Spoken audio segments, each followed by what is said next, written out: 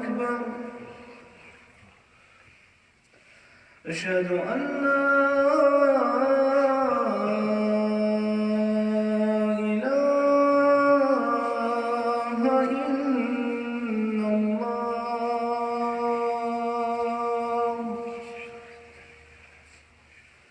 أشهد أن لا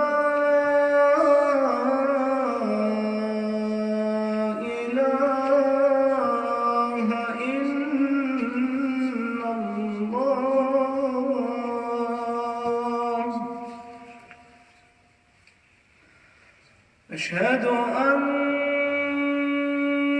محمدًا رسول الله.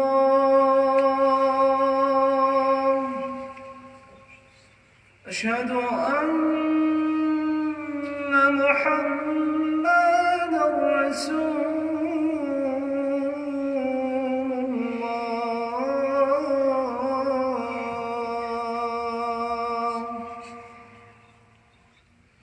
حي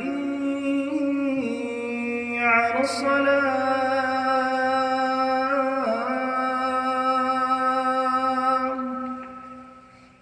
حي على الصلاة.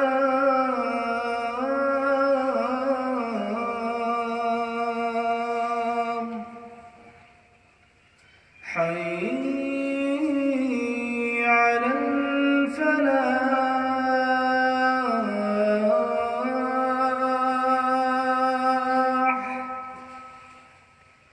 حي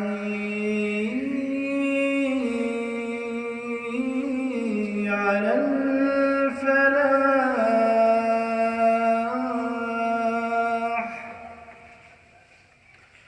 الله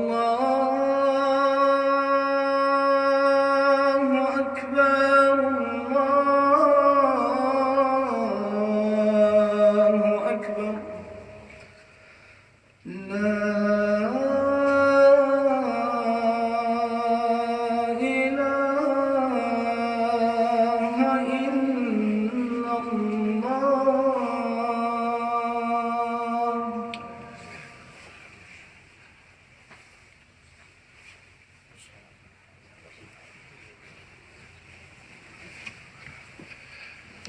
إن الحمد لله نحمده ونستعينه ونستغفره ونعوذ بالله من شرور أنفسنا ومن سيئات أعمالنا. من يهده الله فلا مضل له ومن يضلل فلا هادي له. وأشهد أن لا إله إلا الله وحده لا شريك له وأشهد أن محمدًا عبده ورسوله. يا أيها الذين آمنوا اتقوا الله حق تقاته ولا تموتن إلا وأنتم مسلمون. يا أيها الناس اتقوا ربكم الذي خلقكم من نفس واحدة وخلق منها زوجها وبث منهما رجالا كثيرا ونساء. واتقوا الله الذي تساءلون به والأرحام إن الله كان عليكم رقيبا. يا أيها الذين آمنوا اتقوا الله وقولوا قولا سديدا يصلح لكم أعمالكم ويغفر لكم ذنوبكم ومن يطع الله ورسوله فقد فاز فوزا عظيما. أما بعد، فإن خير الحديث كتاب الله وخير الهدي هدي محمد صلى الله عليه وسلم وشر الأمور محدثاتها وكل محدثة بدعة وكل بدعة ضلالة. أيها الإخوة والأخوات، من مطالب ديننا هو البحث عن الحق، وأن الله سبحانه وتعالى قد من علينا العقل المبارك بإذنه سبحانه، وهو الذي ميز العباد، وفي ذاته التمييز بين البشر والدواب، وهو من كرم الله سبحانه وتعالى علينا. فلذلك نصحنا الله سبحانه وتعالى أن نبحث عن الحق، وأن نكون من الذين يتبعون الحق ويستنبئونك حق هو قل إي وربي إنه لحق وما أنتم بمعجزين. ولو أن لكل نفس ظلمت ما في الأرض لافتدت به. فالمطلوب منا أيها الإخوة والأخوات أن نبحث عن الحق ونكون من الذين نتبع الحق في الباطن والظاهر. Brothers and sisters, respected elders, what's a prevalent call, theme that is found in the divine religion's revelations is a call of enlightenment, is a call of comprehension, is a call of using the intellect. And that by being given these particular tools, we as human beings should take things into a greater light, reconsider elements. And consequently, you'll find that the theme, a common theme that is found in the revelations, is a theme and a call that we as a people seek truth. And that truth, God willing, will make an individual free. It will set a person free, as is attributed to Jesus. Peace and blessings of God be upon him. You find in the Quran that representation as such. The request of truth, the call to truth, the seeking of truth, and standing upon truth, accepting truth. فإخواني نصحنا النبي صلى الله عليه وسلم أن نتبع الحق وأن نبني أفعالنا على الحق في الظاهر والباطن. The prophetic teachings, traditions, pathways of those ambassadors of God, following a pathway of truth, making our intention of truth for the purpose of truth, and seeking the tools which enables us to free ourselves to reach this truth. النبي عليه الصلاة والسلام قال الحديث المشهور: من يرد الله به خيرا يفقهه في الدين. وكان في عصر عليه الصلاة والسلام الاحترام العظيم للمتعلم، واحترام عظيم للأساتذة الذين يعلمون الناس، والناس الذين يستطيعون أن يقرؤون فقط القراءة كانوا يعظمونهم من أجله. بل فكاك الأسير الذي حصل في عصر النبي صلى الله عليه وسلم من أسبابه كانت أن يتعلمون، أن يعلموا الناس القراءة، فإذا فعلوا ذلك صاروا أحرارا.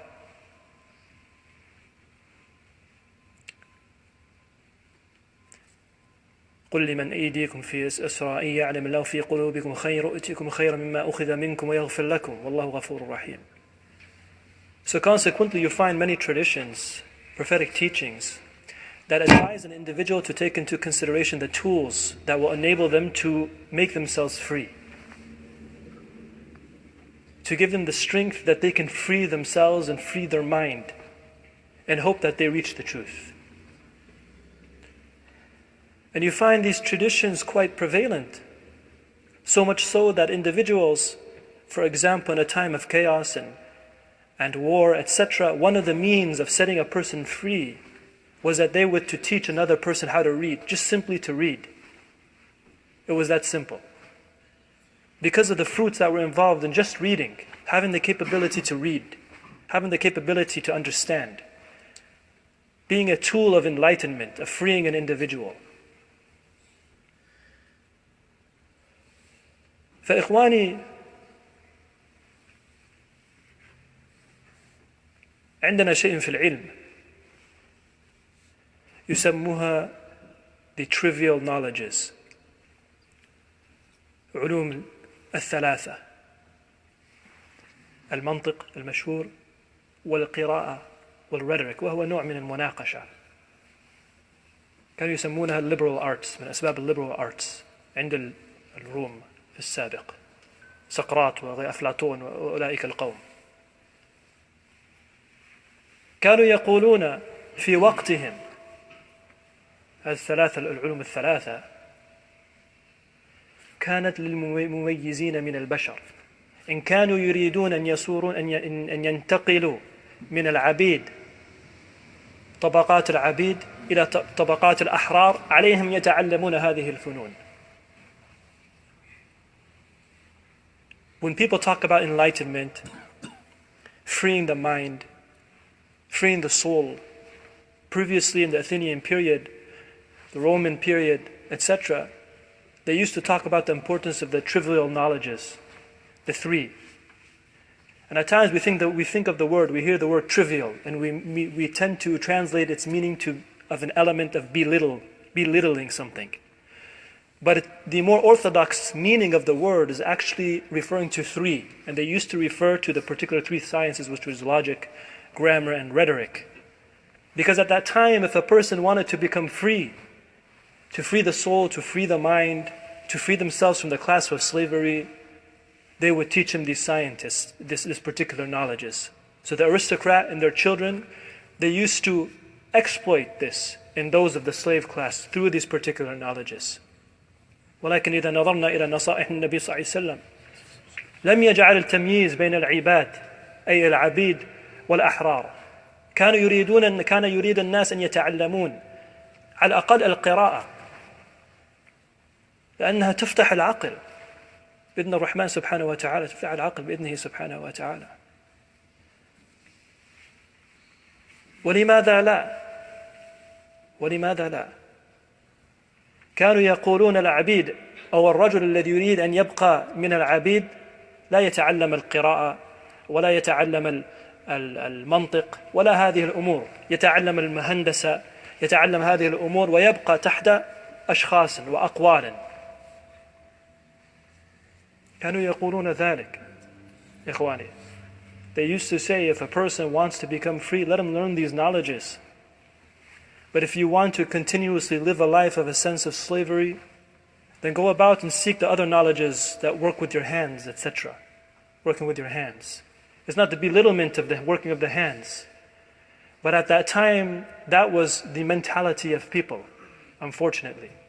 That was their mentality. لماذا نتحدث عن ذلك أيها الإخوة والأخوات؟ العلل الذي نحن فيه في وقتنا الحاضر، أعني بذلك المسلمين وفي دينهم، هي من قلة الفهم، من قلة القدرات باستعمال العقل. فقط في القراءة، أمر بسيط جدا في قراءة القرآن الكريم مثلا، أمر بسيط جدا. ولكن الناس بالأسف المسلمين يعني تنظر إلى أحوالهم، من الذي يستطيع أن يقرأ القرآن؟ الآن أنا لا أتحدث عن القراءة، مجرد القراءة، أن تفهم القراءة نفسه. أين الوقوف في هذه الآية؟ أين وهو المطلوب في هذه الآية؟ إذا قلنا وجاهدوا في الله حق جهاده هو اجتباكم وما جعل عليكم في الدين من حرج ملة أبيكم إبراهيم هو سماكم المسلمين من قبل. فتجد كثير من الإخوة يعتقدون أن إبراهيم عليه السلام هو الذي سمانا المسلمين من هذه الآية. وجاهدوا في الله حق جهاده هو اجتباكم وما جعل عليكم في الدين من حرج ملة أبيكم إبراهيم هو سماكم المسلمين من قبل وفي هذا ليكون الرسول شهيدا عليكم. يعتقدون إبراهيم عليه السلام هو الذي سمانا المسلمين، ونحن نؤمن أن الإسلام والمسلمين هي من بداية الخلق. أول ما نشأ الله سبحانه وتعالى العباد كانوا هم المسلمين. دين الله سبحانه وتعالى الإسلام، الدين عند الله الإسلام. فهو هنا يرجع إلى الله سبحانه وتعالى وجاهدوا في الله حق جهاده هو اجتباكم، الله اجتباكم وما جعل عليكم في الدين من حرج ملة أبيكم إبراهيم هو سماكم المسلمين من قبل، في وقوف ثم الانتقال هو راجع إلى الله سبحانه وتعالى الذي سمانا المسلمين من قبل. One of the prevalent issues that has really taken hold when it comes to religious texts, the understanding of religious texts, the looking at the verses, the comprehension, the question of extremism, fanaticism. You'd be surprised, a lot of times it is just simply due to the weakness in their capability of grammar. Their weakness in these trivial knowledges. And this actually St. Augustine, he talked about as well. The Christian scholar. He said the same thing. It's quite similar among Islamic theologians. People are unable, simply the English language in of itself is missing from the people's lives. Something so simple. Language in of itself is missing from the mind of people these days. They used to say, if you want peace and tranquility in society, learn these knowledges, learn language, learn grammar, learn logic. And consequently, you'll be able to have a conversation with people. Nowadays, there are so much emotion, but there isn't capability, and consequently, people are turning away from articulation to using an approach, an aggressive approach, which is contrary to the Islamic teachings. La ikraha fi d-din. There's no compulsion in religion. You can take chocolate, it's so good, everyone loves chocolate. If you attempt to throw it down people's throats, they're going to push away. People will push away in that knowledge. إخواني حينما نسأل الإخوان الذين يأتون إلى بلادنا التخصص، ما هو التخصص الذي عندكم؟ أغلبهم ربما 90% كلهم مهندسون. من الذي تخصص في اللغة؟ من الذي تخصص في التاريخ؟ إخواني، من الذي تخصص في المنطق؟ من الذي تخصص حتى في الأديان، دراسة الأديان؟ يأتون لبلادنا يتعلمون في المهندسة وربما الطب. في وقتنا الحاضر حتى الأطباء لا يستطيعون أن يكتبون كتابة صحيحة، رسالة واحدة صحيحة. هذا من الطامات أيها الإخوة والأخوات، من الطامات العجيب بالأسف. كما قلت لكم في السابق، كانوا يقولون يريدون الشخص أن يكون من الأحرار، عليهم يتعلمون هذه يتخصصون فيهم، ولكن في وقتنا الحاضر فقط يتعلمون البسيط من هذه الأمور لكي يتجاوزوا الطبقة الأولى الثانية حتى يلتمسوا البكالوريوس، يأخذون المهندس، يرجعون إلى البلاد ويبقون هكذا. وأن الله قد من عليك عقل عظيم جدا. كانوا يقولون العلماء، أبو بكر الباقلاني في حياته كل يوم يكتب تقريبا مئات من الصفحات. كان حقيقة من الأئمة المالكية، وهو كان على مذهب الأشاعرة، ولكن شمس الدين الذهبي حينما تكلم عنه قال كان من علماء الأئمة، أن الله قد من عليه عقل عظيم غريب جدا من الله، فضل منه سبحانه وتعالى. في وقتنا الحاضر كأن الناس يريدون أن يقفوا على قدرتهم الذي من الله سبحانه وتعالى عليهم. كانوا يكتبون في اليوم مئات من الصفحات، تقي الدين أحمد بن تيمية، أبو بكر الباقلاني، إمام الغزالي إلى آخرهم، يكتبون مئات من الصفحات من ناحية العلم باستحفاظ الحفظ، وأن العقل مثل العضلات إذا تركتها تضعف، ولكن إذا استعملتها تزداد بإذن الرحمن سبحانه وتعالى. Nowadays it's unfortunate, particularly that you find that many international students, they come, and even among our brethren here in the United States, what are you studying in school, in university? What is it that you want to major in? Engineer, electrical engineer, chemical engineer, I want to become a medical doctor. That's a beautiful thing. You can benefit society tremendously. However, where's the person that is becoming a scholar of grammar? Where's the person that's studying political science? Where's the person that's studying rhetoric, liberal arts? These sciences that will truly free a person. They will truly free a person. And a person will not be subjected to an authoritarian perspective. Because authoritarians in the past, unfortunately, they didn't want certain individuals to advance in language and grammar and these type of things, so they are not a source of corruption. In their ideology, they give them the name of being corruptors, Socrates, etc., because they were against the status quo at that time. So an authoritarian may say something, and people that don't have an intellectual depth in their observations will willingly accept what they say. There's no problems with that. But a person that has enlightenment will be able to refute if the thing is correct or not, if it's based upon correct elements, references, etc., and or not. إخواني، تعرفون العالم اليهودي ألبرت أينشتاين الذي مات في سنة 1955؟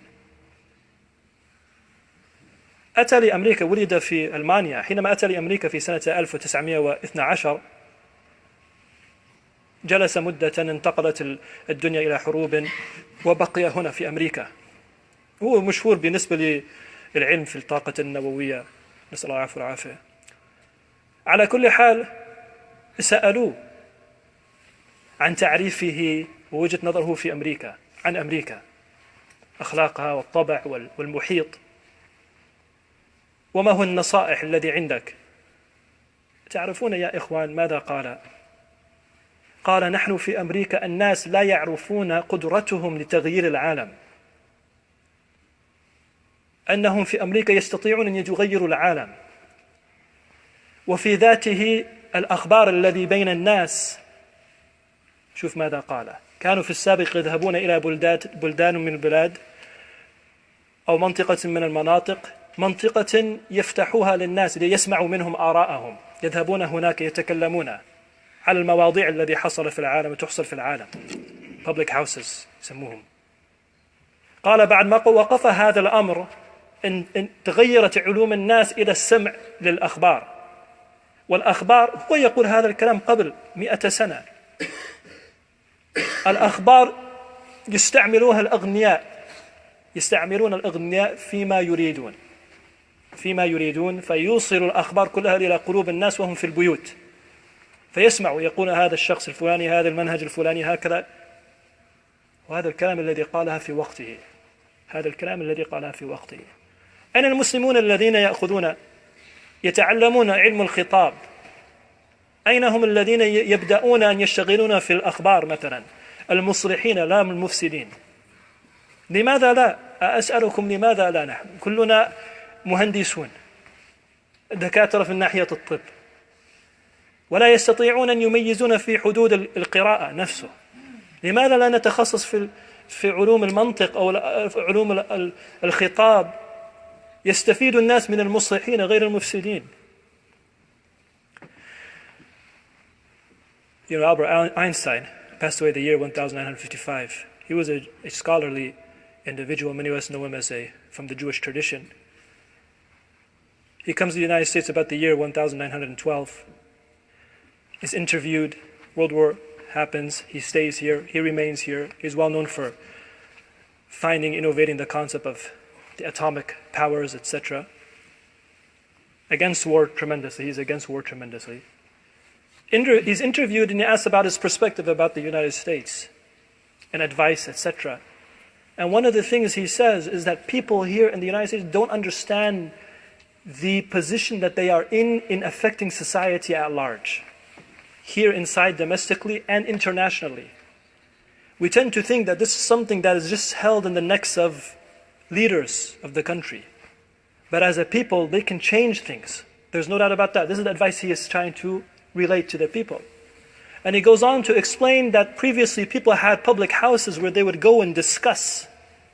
You see, they would discuss things. People had the strength to articulate their feelings. But since these type of knowledges and sciences has dispersed from the people, people have relied upon news to receive their information, their opinions upon things. And these same news outlets, everyone knows, are supported by particular individuals that may have particular agendas, their perspective about things.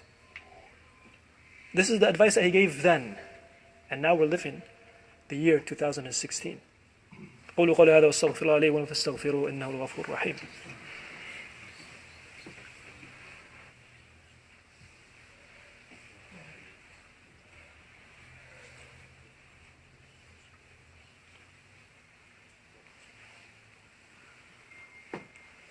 بسم الله الحمد لله والصلاة والسلام على رسول الله وعلى آله وصحبه أجمعين.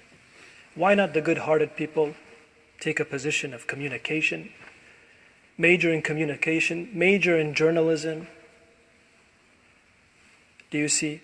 Major in grammar, major in the sciences of lecturing, of speech, and change the world. Instead of sitting back and allowing others to change the world at times to things that is completely negative. It is just completely negative, unfortunately.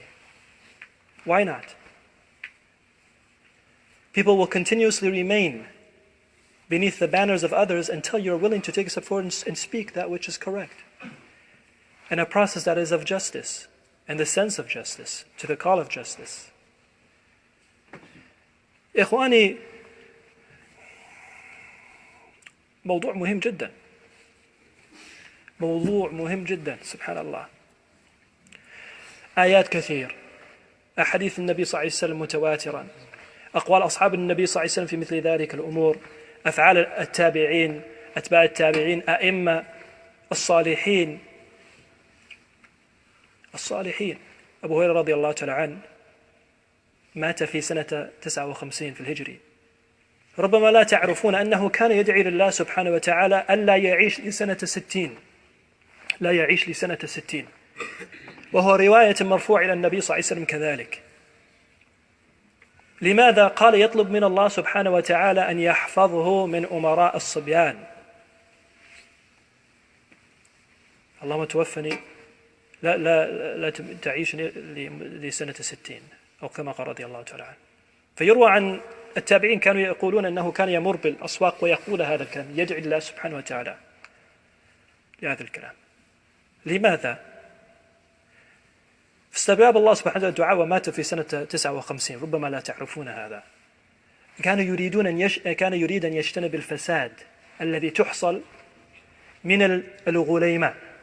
نحن حينما نقول في اللغة العربية الغلام نقول الذي قبل البلوغ، ولكن ربما لا تعرفون الغلام كذلك في اللغة العربية يستعملوها ليصفوا رجلا ناقص الفهم أو الحكمة. يقول أن الرجل غلام من الغلام. إمارة الصبيان، هلاك أمتي على غليمات من قريش الذين يفسدون في الأرض ولا يصلحون. استجاب الله سبحانه وتعالى ومات في سنة 59 رضي الله عنه في المدينة المنورة في البقيع. لماذا نتحدث عنه؟ في عصر عمر الخطاب أتى إليه وعلم أنه رجل مصلح غير مفسد، فكان يريد أن يستعمل في بعض المناطق في العالم في الحكم، فاعتذر منه أبو هريرة وقال له: أخشى أنني لا أستطيع أن أكون حليما في قضائي، أن يكون حليم في القضاء.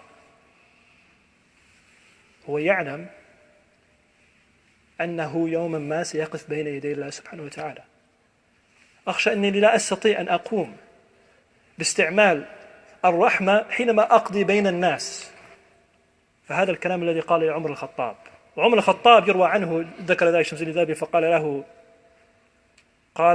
تعتزل من هذه المناصب ورجل أفضل منك كان يأخذ به، اجعلني على خزائن الأرض إنه حفيظ عليم. كان يقصد يوسف عليه السلام.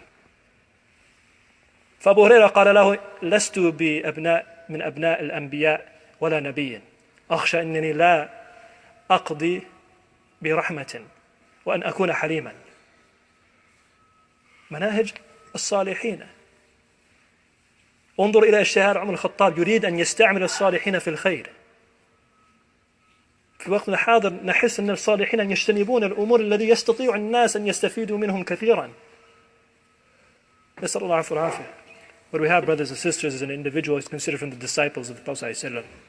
By the name of Abu Hurairah, if you were to translate, it would be the father of a kitten. You might be shocked to hear that. One of his real names that's attributed to him is actually Abdul Rahman. And Abdul Rahman means the servant of the merciful. He was given this type of nickname, the father of the kitten, is because he loved cats, particularly that one day he came past a small cat and he noticed it being in a fragile state, picked it up, put it in his sleeve, and took care of it. Prophet ﷺ, Muhammad ﷺ, he saw him, so he gave him the nickname, the father of kittens. That was the nickname he was given. He was a merciful man. He passed away the year 59 in the Hijri calendar. He used to supplicate. He said, "Oh God, please don't allow me to live to the year 60. And what's interesting, he passed away the year 59. In his observations, he argued that he had, from prophetic traditions beforehand, a knowledge that during that time and henceforth there would be a sense of corruption that would descend upon people and harm and destruction. And he wanted to avoid this. The reason we mention him is because one day during the era of the Khalifat Umar, comes to him, notice that this guy has qualities of being a merciful individual. He is intellectual. He hoped for the good in society and in people. And asks him, seeking him to take a position, a post of authority. Now when we say authority, people are pulled back. No, a position of an egalitarian position, which is you want all justice to all people. That was the mindset of the Muslims. That's how they thought, an egalitarian position. And not kakistocracy, which is people that are in a position of authority that don't befit the position. So he comes to me, asks him, and he tells him as a response, I don't want to take it for the following reasons. And one of the reasons he says is because I fear that I will not be a forbearing individual to judge in mercy and deal with others in mercy. I don't want the position. Umar al-Khattab, the Khalifa, wants him to take it because he knows he's a good man and people will benefit from that goodness. And he tells him, there were people that were better than you that took these type of positions, namely Prophet Joseph, for example. And he looks to him and he says, Prophet Joseph is a prophet and the children from the lineage of prophets, the parents before Abraham, Jacob, Isaac, Ismail. I'm not a prophet, nor am I a child of a prophet. I fear I will not be judge in mercy, nor intellect, nor in forbearance. Egalitarianism was the mindset of the Muslims. Particularly in that people hope from these individuals that they would be able to distribute goodness to other people. And that's how you find, for example, William Durant in the book of Story of Civilization. He says, the democratic position of the Muslims was the progressive position at that time. Their position in handling rulership and authoritarian elements and kingdom and judgment was an innovative stance. It wasn't precedented at that time. It was something different. And you find Karen Armstrong as well, who was a previous nun, a nun for 7 years, she got her PhD, etc. Similar statements about them. Freeing the mind, freeing the soul, seeking truth, benefiting other people as well in that truth. نختم إخواني أننا نحن نعلم أن انتقلت الظروف وكان الانتخابات الأمريكية بعض الإخوان يخافون من أنواع الفساد أو ما تحصل للإسلام والمسلمين والبشر في العالم. لابد أن تعلموا إخواني كان المسلمين في أسوأ من ذلك، بل البشر كانوا بأسوأ من ذلك بكثير. وإمام أحمد بن حنبل كان يقول إذا علمت أن الدعاء مستجاب عندي دعاء مستجاب عند الله سبحانه وتعالى دعيت للحاكم لأنه يعلم أن الحاكم إذا صالح بإذن الرحمن يصلح العباد والبلاد. والجهاد في وقتنا الحاضر ليست الذين يظنون الناس. الجهاد في وقتنا الحاضر هي الذي بين الأذنين. وجاهدوا في الله حق جهاده، في الله حق جهاده. يقول الله سبحانه وتعالى وجاهدهم به جهادا كبيرا. يعتقدون الناس شيء آخر وليس كذلك على الإطلاق. جاهدهم به أي القرآن، العلم، الفهم، استعمل اللسان وقوموا للحق. هكذا الجهاد يا إخواني، وهذا الجهاد الذين مطلوبون منا في وقتنا الحاضر. والنصر مع الصبر، والنصر مع الصبر أمر بسيط. Many of us have been keeping up with the presidential elections, people for, against. There are riots that are happening, there are etc. things that are happening around the states. What was interesting is that Imam Ahmad, he used to say, if I knew that a supplication would be accepted by God, this particular supplication, this one supplication, I would have made a supplication for the rulers of countries. Because if they are good, God willing, their goodness would spread to other people. And we do believe that God does hear our prayers and listens to our prayers. This is from the pinnacle of Islam. There's no doubt about that. And that He's living. He's a living God. Al-Hayy al-Qayyum, the one who is ever living, who is in distribution of the world's systematic changes. In charge, simply said. But He is alive and He sees and He hears. People are scared for some, other people are happy for some. Whatever the case, good people and or people at large have been in other types of turmoil far greater than that. Far greater than this. And life is a journey. It simply is a journey. There will be times in your perspective things are happy, ease, etc. And there will be times of hardship. This is life. That's how it is. That's how it is. It is quite simple. It really is quite simple. When we think of the word jihad, we think of something that has been misinterpreted, unfortunately. You find in the Quran the description of jihad. How has it been described? The struggles of your own personal life and from its usages in seeking that of good, of truth, freeing the mind, is the concept of a jihad through intellect, through knowledge, through speech, through articulation, to change the circumstances of life, circumstances of people to that of goodness, regardless of their theological belief. It doesn't matter. It doesn't matter at all. قُلْ لَسْتُ عَلَيْكُمْ بِوَكِيلٍ لِكُلِّ نَبَإٍ مُسْتَقَرٌ وَسَوْفَ تَعْلَمُونَ. It doesn't matter what type of theology a person believes. Our goal is just that egalitarian perspective, the betterment of society through tools that we are able to grasp and change. Verily, victory comes with patience. It's quite simple. والله تعالى أعلم. ربنا آتنا في الدنيا حسنة وفي الآخرة حسنة وقنا عذاب النار. ربنا ظلمنا أنفسنا وإن لم تغفر لنا وترحمنا لنكونن من الخاسرين. لا إله إلا أنت سبحانك إنا كنا من الظالمين. اللهم إياك نعبد ولك نصلي ونسجد وإليك نسعى ونحفد نرجو رحمتك. اللهم إنا نستعينك ونستغفرك ونثني عليك خير ولا نكفرك ونؤمن بك. سبحان ربك رب العزة عما يصفون وسلام على المرسلين والحمد لله رب العالمين.